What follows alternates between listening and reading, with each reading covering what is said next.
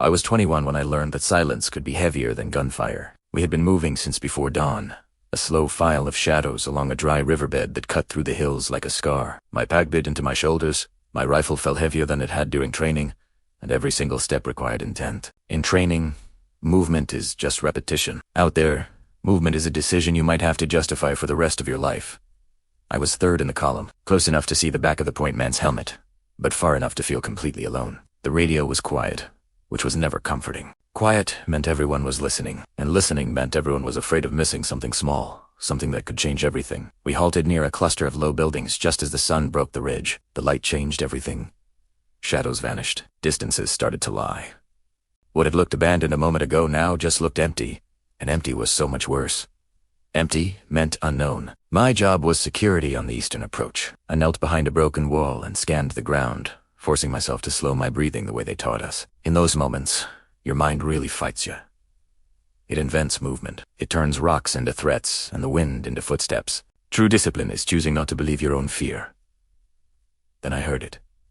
A single sound that was just out of place. Not loud, not dramatic, just wrong. I raised my hand and the signal rippled silently down the line.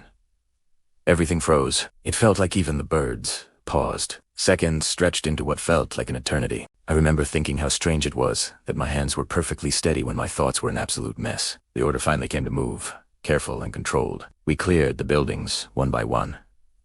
No resistance, no weapons, no enemy.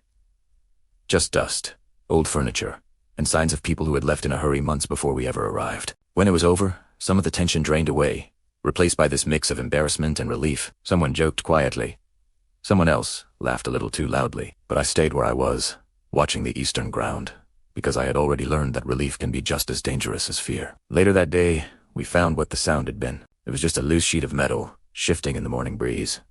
Nothing more. That night, as we rotated watch, I thought about how close we had been to making a permanent, irreversible decision over something so temporary. No one had fired a shot.